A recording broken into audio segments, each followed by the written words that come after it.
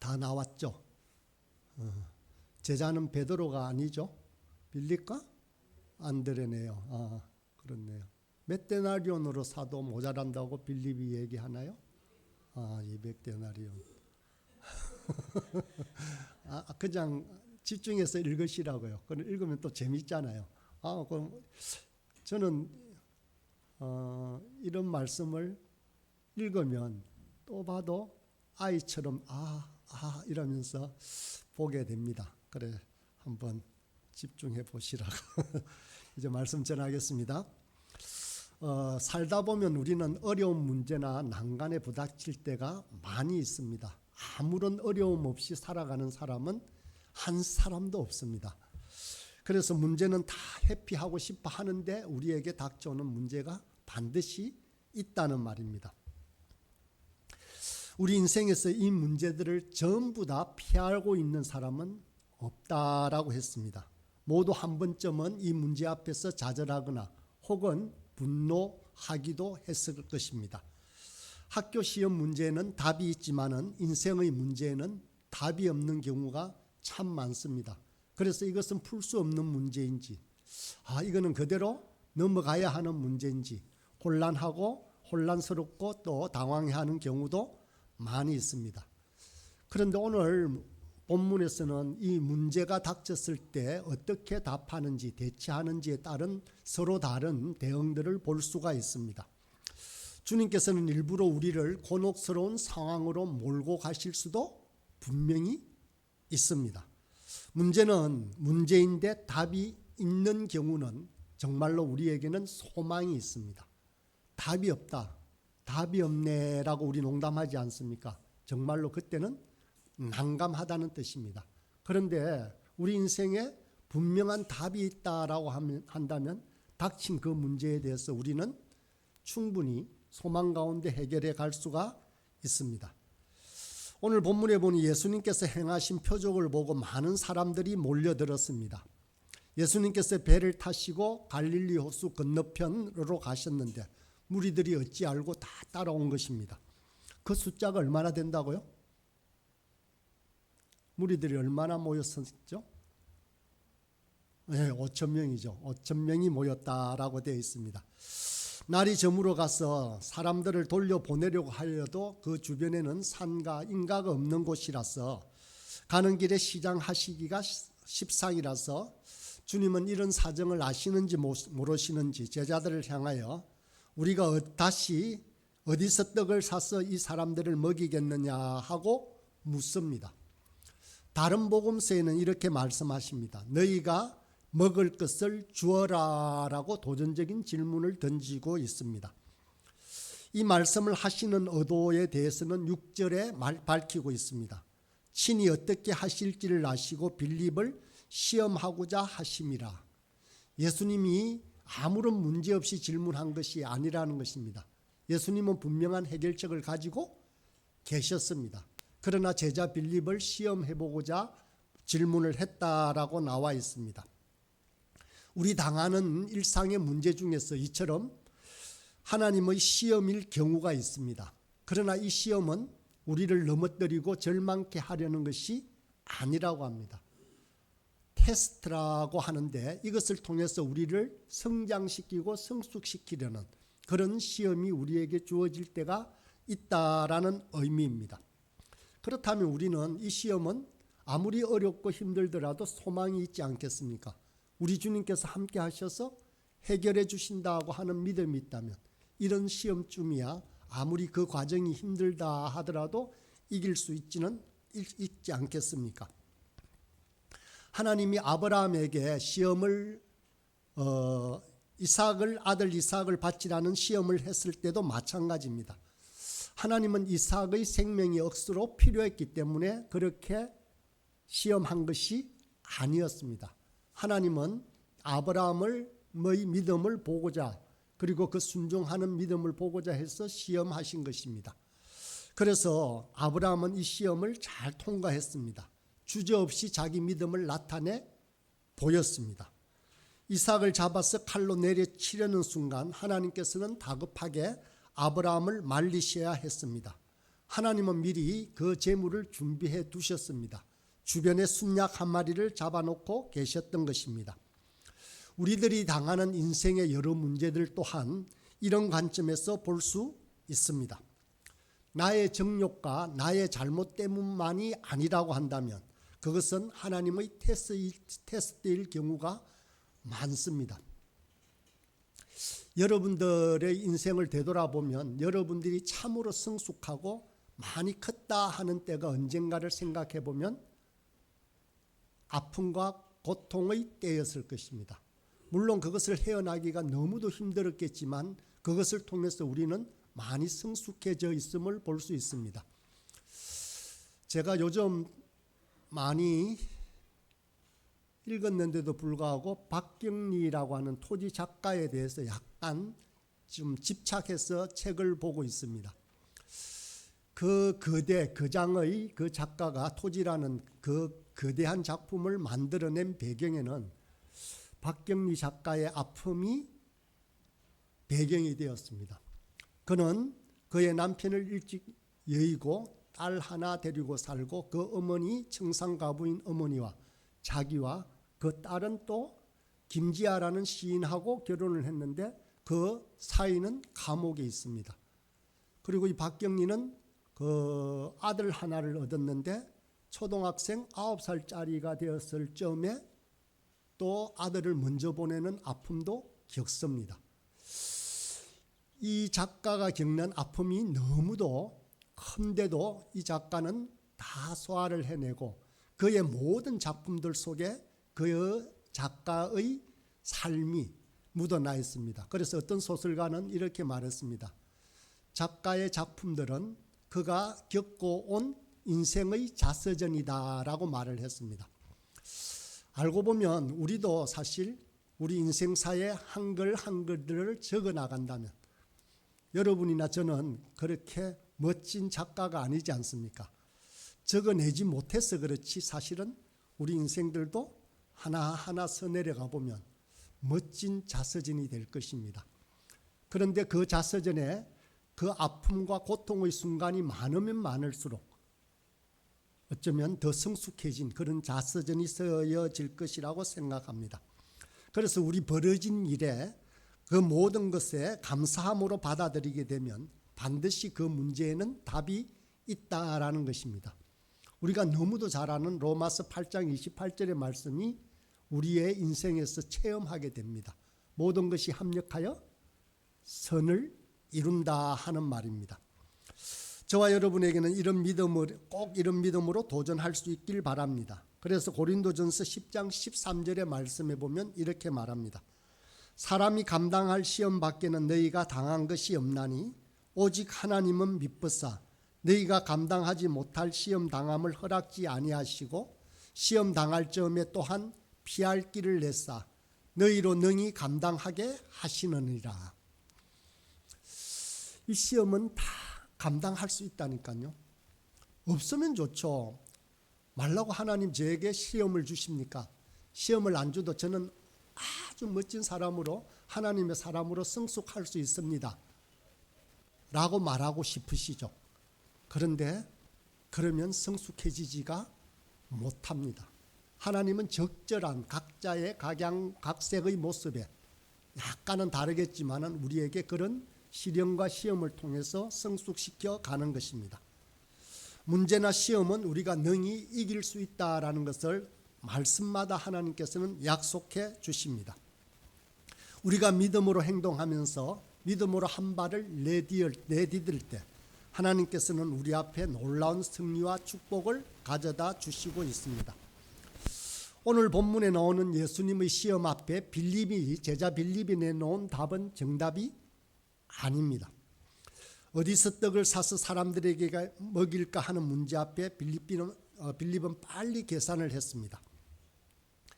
빌립의 답은 7절에 나옵니다. 각 사람으로 조금씩 받게 할지라도 200데나리온의 떡이 부족하리다 라고 합니다. 200데나리온이라는 돈을 지금으로 환산을 해보았습니다. 1데나리온이 한 노동자의 하루 품삯입니다. 그러면 하루 품삯이면 오늘날 최저임금으로 따진다 보면 1데나리온이 한 얼마나 될까요? 아주 작게 잡아서 8만 원.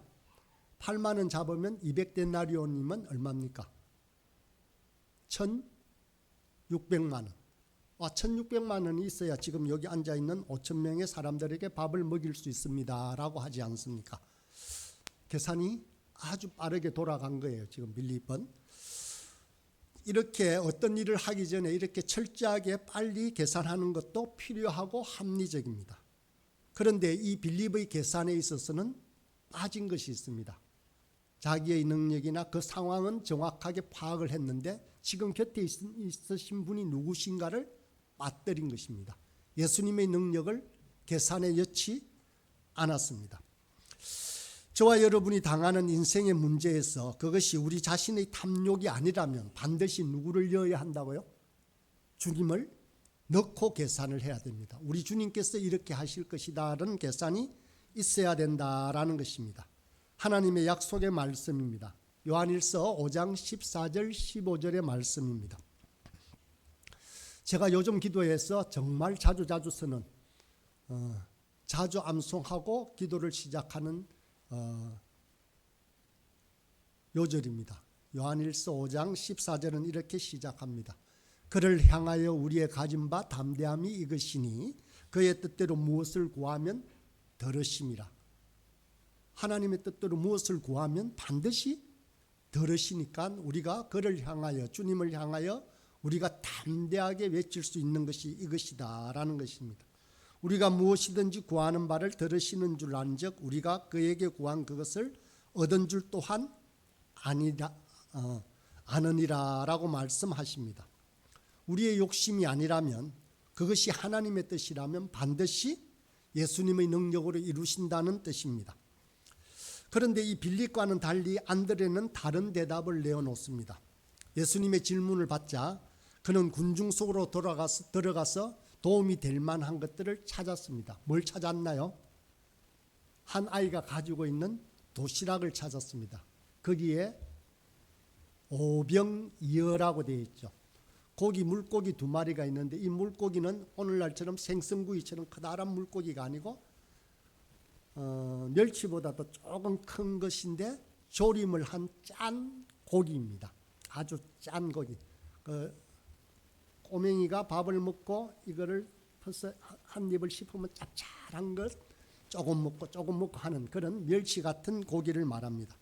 보리떡 5개가 있네요. 보리떡은 가난한 사람들이 먹는 양식입니다. 아이의 도시락에 있는 아주 적은 분량을 말합니다. 그래서 안드레가 이것을 내어놓으면서 이렇게 말하네요. 본문 8절과 9절입니다. 안드레가 예수께 여짜오되 여기 한 아이가 있어 보리떡 5개와 물고기 2마리를 가지고 있나이다. 그러나 그것이 이 많은 사람에게 얼마나 되겠사옵나이까. 이 작은 것이 무슨 도움이 되겠습니까? 이 말만 안 했으면 정말 안드레는 멋진 대답을 이 적은 것이 있습니다. 주님 이것으로 충분하지 않습니까? 그러면 자기 형 베드로보다도 멋진 믿음의 사람이 될 수 있었을지도 모릅니다. 그런데 이거 가지고 뭐 하겠습니까? 라고 이렇게 말하는 거예요. 이런 불신의 말이 담겨서 100점 만점의 답은 안 되지만 그래도 가지고 나왔다는 그 자체에서 한 80점은 줄 수 있습니다. 아무리 적은 것이라도 안드레에게는 주님 앞에 가져 나오면 어떤 일이 벌어질 것이라는 기대가 있었기 때문입니다. 우린 또 흔히 이렇게 안드레처럼 하지 않습니까? 우리 가진 적은 것을 내어놓으면서 보잘것없습니다. 이것 가지고 어떤 일이 일어나겠습니까? 하는 태도로 나가지 않으십니까? 그러나 그것은 결코 주님 앞에 내어놓는 것이 작다고 해서 그렇다고 해서 고민하거나 걱정하지 말아야 합니다. 주님은 우리의 작은 헌신도 받으신다라는 것입니다. 주님의 일하시는 방식이 그렇습니다. 그러나 적든 크든 우리의 작은 헌신이 주님 앞에서는 꼭 필요합니다. 주님의 것이 5천이라고 할지라도 거기에 곱하기 1이라고 하는 작은 헌신이 있어야 합니다. 그런데 아무것도 없는 0이면 5천 곱하기 0은 0이 되고 맙니다. 그런데 작은 것 드리는 우리 하나는 5천 곱하기 1이 되어서 5천 배가 넘는 그런 복으로 주어지는 것입니다. 하나님이 모든 인류를 구원하는 방식 또한 마찬가지입니다. 이스라엘이라는 작은 나라 한민족을 통해서 전 인류를 구원하셨습니다. 주님은 기적을 일으키기 위해서도 모세의 손에 든 것이 무엇인지를 묻습니다. 그러면 모세가 가진 것은 엄청난 양, 엄청나게 큰 그런 것들이 아니었습니다. 작은 지팡이였습니다. 모세라는 한 인물의 헌신이 없었다면 주님은 어쩌면 출애굽의 역사를 이루실 수 없었을지도 모릅니다. 하나님은 작은 저와 여러분의 헌신을 보시고 수백 수만 배 그렇게 축복해 주십니다. 2026년 한 해가 시작이 되었습니다. 한 달이 지나가네요. 아무런 것도 이루신 게 없죠. 뭐가 일어난 일도 없고요. 그죠? 내가 드린 게 너무 작았어 이랬나? 하나님께서는 계획하고 계시고 여러분들을 성숙시켜 가고 계십니다. 어떤 일이건 최선을 다하게 되면 우리가 드리는 것이 작다라고 변명하지 않으셔도 됩니다. 작은 헌신을 통해서 하나님께서 어떤 일을 하실지 모르기 때문입니다. 주일학교 교사로서의 헌신은 작을 수도 있고 적은 수의 아이를 섬긴다면 더더욱 그럴 수도 있습니다. 그러나 하나님의 손 안에서라면 엄청나게 달라집니다. 한 가지 예화를 말씀드릴게요. 독일의 한 학교 교장 선생님의 일화인데 이 교장 선생님은 등교하면 제일 먼저 아주 학생들이 앉아있는 곳에 가서 공손하게 머리를 굽혀 90도로 인사를 하고 하루를 시작했다고 합니다. 모자를 벗고 예의를 갖추어서 정중히 그 어린 아이들을 향해서 절을 했습니다. 사람들이 그 이유를 묻자 교장은 이렇게 대답했습니다. 이 아이들 중에 장차 어떤 인물이 나올지 모르기 때문입니다 라는 것입니다. 이것은 사실이었습니다. 그 아이 중에 한 명이 바로 종교개혁가 마르틴 루터라고 합니다. 하나님의 손 안에서는 결코 작은 것이라는 것은 없다라는 것입니다.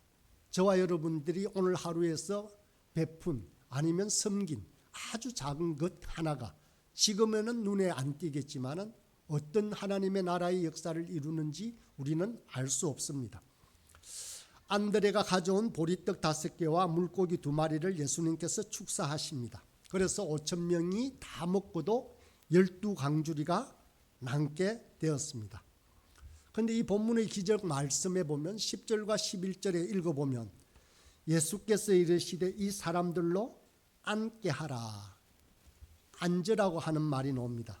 그리고 두 번째 그곳에 잔디가 많은지라 사람들이 앉으니 수가 5천 명 되었더라. 11절에 보니 예수께서 떡을 가져 축사하신 후에 축사라는 단어가 나옵니다. 축사는 축복해서라고 하는데 하나님께 기도하는 것이죠. 뭘 기도했을까요? 아주 적지만 감사했습니다. 감사의 기도를 드렸습니다. 그래서 앉아있는 자들에게 나누어 주시고 물고기도 그렇게 그들의 원대로 주시니라 라고 합니다. 나누어 준다라고 되어 있네요. 세 단어입니다. 첫 번째는 앉다, 두 번째는 축사, 세 번째는 나누다. 이 세 단어를 한번 생각해보고 묵상해 보겠습니다. 먼저 기적은 앉아있을 때 주어집니다. 우리의 일상은 대부분 여러분들은 서가 있나요? 앉아 있나요? 앉아 있는 경우가 많긴 합니다. 그러나 여기서 앉으라는 말은 우리 육신의 몸이 앉아 있는 것보다 우리의 마음에게 하고 싶은 말입니다. 우리의 마음들은 바쁘면 도무지 앉으려고 하지 않습니다. 분주합니다. 떠다닙니다. 마음은 그렇지 않습니까? 여러분들은 아주 느긋하나요? 그런데 많이 느긋하다는 사람도 마음은 아주 분주한 경우가 많이 있습니다. 문제를 만들어내고 상상하고 염려하고 좌절하고 때로는 분노하기도 합니다. 책을 읽으면서도 미리 앞서가거나 다른 일에 대한 생각으로 그것에 집중하지 못할 때가 있습니다. 예배를 드리고 있는 이 순간에도 하나님 말씀을 들으러 앉아 있는 것이 아니라 우리의 마음은 다른 곳으로 헤매일 때도 있습니다. 하나님의 은혜를 받으려면 우리의 마음을 앉혀야 합니다. 불안과 초조함도 앉혀야 합니다.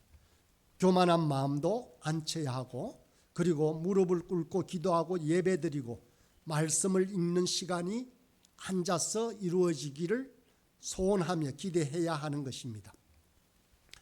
앉으라는 말을 다른 말로 풀이해보면 기다리라는 말입니다.